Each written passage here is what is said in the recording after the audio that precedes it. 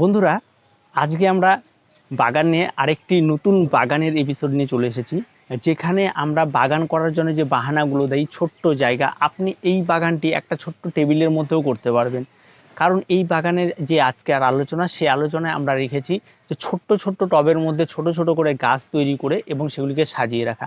আমরা জানি যে আমরা ঘরের গৃহসজ্জার জন্য বিভিন্ন ধরনের ছোট ছোট মডেল কিনে এনে সেগুলোকে সাজিয়ে রাখি, কিন্তু যদি সেই মডেলগুলোকে কিনে না এনে আমরা নিজেরাই যদি গাছ দিয়ে সেটাকে তৈরি করি, তাহলে সেটা কিন্তু প্রচুর বেনিফিট রয়েছে। যেমন সেই গাছগুলো আমাদের ঘরে থাকার জন্য প্রচুর পরিমাণে অক্সিজেন দেবে এবং ঘরের বিভিন্ন দূষিত পদার্থগুলোকে ঘর থেকে বের করতে যেমন হেল্প করবে, তার সঙ্গে সঙ্গে ঘরের একটা শ্রীবৃদ্ধির ব্যাপার থাকার জন্য আমরা বিভিন্ন ধরনের লাকি প্ল্যান্ট ব্যবহার করে থাকি, সেগুলোরও বিষয় রয়েছে।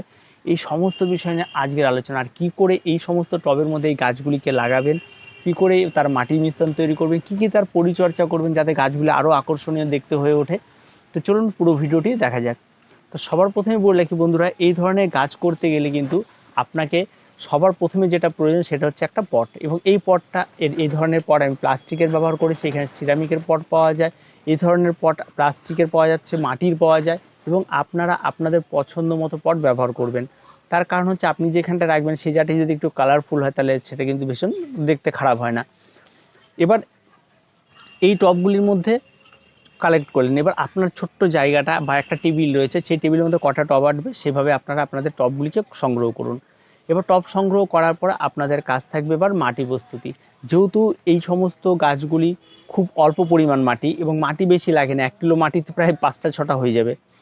তো এবার এই মাটির জন্য আপনাকে অবশ্যই এখানটায় বালির ভাগটা একটু বেশি নিয়ে নিতে হবে। এই সমস্ত ঘরে রাখার জন্য বালির ভাগটা আপনারা 50% নিয়ে নেবেন, বাকি 50% আপনারা গোবর সার, ভার্মি কম্পোস্ট, তারপরে পাতা পচা সার, হাড় গুঁড়ো, শিংকুচু, সমস্ত কিছু আরেকটি খাবার তৈরি করে এই সমস্ত খাবার দিয়ে এবার বাকি খাবার দিয়ে মাটির মিশ্রণটি তৈরি করে ফেলুন। এবার যেদিন মাটির মিশ্রণ তৈরি করবেন সেদিন কিন্তু গাছ বসাবেন না। এবার মাটির মিশ্রণ তৈরি করার পর আপনারা যে কোনো গাছের একটি ডালের পাতা আপনারা বসাবেন, এবং নার্সারি থেকে কিনে এনে কিন্তু সেই গাছটি খুলে এখানে বসালে কিন্তু হবে না। আপনার যে কোনো একটি গাছের ছোট্ট চারা আপনাদের বসাতে হবে, যেটা হয়তো আপনারা মানি প্ল্যান্টের একটি চারা আপনারা জলে রেখে দিন, একটা ডাল কেটে যেভাবে আমরা দেখিয়েছি এর আগে, দেখবেন সেখান থেকে চারা তৈরি। এবার সেটার থেকে আপনারা একটা চারা তৈরি করে নিন। তো খুব সহজ এগুলো। এবার সেটাকে বসিয়ে দিন, দেখবেন সে ধীরে ধীরে গ্রোথ করবে, এবং সে যখন ছোট থাকতে একটা পাতাও থাকবে তাও এই পটের মধ্যে খুব সুন্দর লাগবে। তো সেখান থেকে ধীরে ধীরে গ্রোথ নিতে শুরু করবে এবং সেটা দেখতে অনেক সুন্দর লাগবে।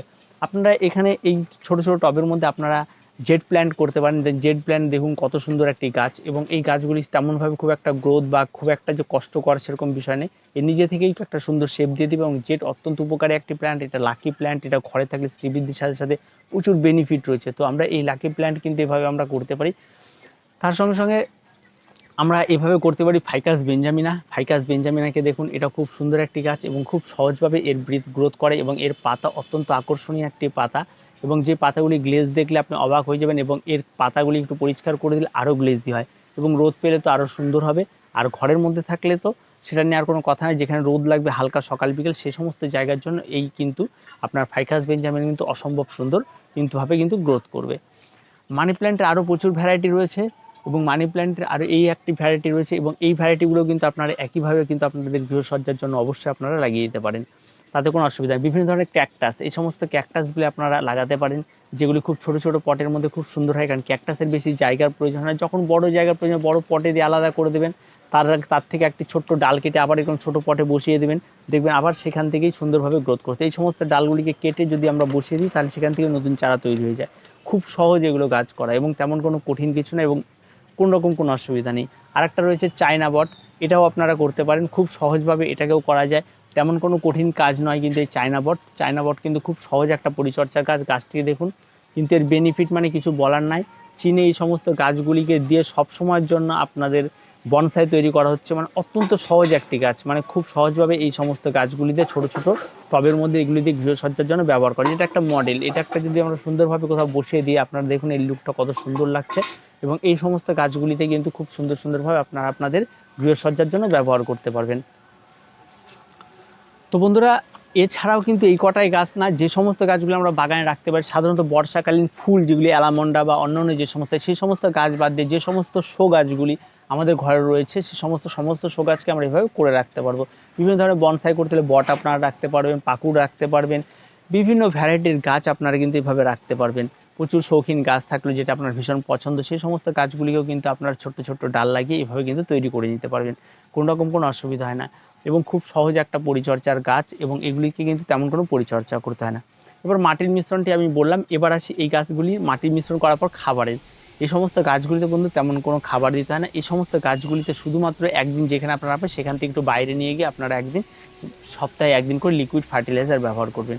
এবার এই লিকুইড ফার্টিলাইজারটা আপনারা এনপিকে 20-20-20 বা 19-19 জলে গুলে নিয়ে আপনারা সমস্ত গাছে স্প্রে করে দিয়ে গাছটিকে সেদিন বাইরেই রাখবেন, রোদেই রাখবেন, কোনো রকম কোনো ছায়াতে আনবেন না। আর স্প্রেটা আপনারা বিকালবেলা করে সারাটা রাত ছায়াতে রেখে দেবেন সপ্তাহে একদিন, পরের দিন সারাদিন রোদ লাগবে, আবার সন্ধ্যার সময় আপনারা ঘরে ঢুকিয়ে দেবেন। এই ছোট্ট কেয়ারটি আপনাদেরকে করতে হবে প্রতি সপ্তাহে একদিন করে। যদি সপ্তাহে একদিন না হয় আপনার 15 দিনে একদিন করুন। আর 15 দিনে একদিন যদি আপনারা না করতে পারেন তাহলে কিন্তু মাসে একবার করলে হবে, কিন্তু সেক্ষেত্রে গাছের যে গ্লেজি ভাবটা, গাছ যে বেড়ে ওঠার জন্য তার খাবারের প্রয়োজন, সেটা অভাব দেখা দেবে এবং তারপরে কিন্তু গাছ নষ্ট হয়ে যেতে পারে। আর এবার আসছি জল দেওয়া। গাছে জল একেবারেই দেবেন না। গাছে তখনই জল দেবেন যখন দেখবেন গাছের গোড়া একেবারে শুকিয়ে গেছে। আর যেহেতু অল্প পরিমাণ মাটি আছে তাই শুকোতে বেশি সময় নেবে না। আর এই সমস্ত টবগুলি আপনার ঘরে রাখলে নিচে অবশ্যই ছোট ছোট প্লেট ব্যবহার করুন, প্লেটের উপর রাখুন যাতে এর বাড়তি জলগুলি বেরিয়ে না যায়। এবং ওই প্লেটের মধ্যে যদি সামান্য একটু জলও থাকে তাহলে গাছ তার ধীরে ধীরে ধীরে ধীরে করে শোষণ করতে হবে, এবং তাতে আপনার 7 দিন পর পর জল দিলেও কোনো অসুবিধা না। আর এই সমস্ত গাছগুলি সাধারণত জলে নষ্ট হয় না, তবে ক্যাকটাস যদি হয়ে থাকে তাহলে তাতে একদমই জল দেবেন না। একদিন সপ্তাহে জল দেবেন, জলটা পুরোপুরিভাবে বাইরে রেখে ঝরিয়ে তারপর ঘরে এনে রেখে দেবেন। জল একেবারে পছন্দ করে না ক্যাকটাস, একদম যখন একদম পুরো শুকিয়ে দেখবেন গাছ নরম হয়ে এসছে তখন একবার জল দেবেন। এটা মাসে একবার করলেও হতে পারে, কোনো রকম কোনো অসুবিধা না। ড্রাই ওয়েদার হলে 15 দিনে একবার করতে পারেন ক্যাকটাসে। আর ফাইকাস বেঞ্জামিনা রয়েছে, সেই সমস্ত গাছগুলো জল খুব কম পরিমাণ লাগে আর খুব একটা বেশি নেই, আর খাবার দাবার একই রকম। এবার আসি পেস্ট, রোগ পোকামাকড়। যেহেতু গাছ ছোট সেরকমভাবে খুব একটা রোগ পোকামাকড়ের আক্রমণ ঘটে না। রোগ পোকামাকড় আক্রমণ তখন ঘটে যখন গাছের একটা গ্যাদারিং থাকে এবং সেখানটা বায়ু চলাচল করতে পারে না, ভেতরে একটা সুন্দর বসবাসের জায়গা তৈরি হয়, তখন কিন্তু রোগ পোকামাকড় হয়, তখন ফাঙ্গালের অ্যাটাকেড হয়।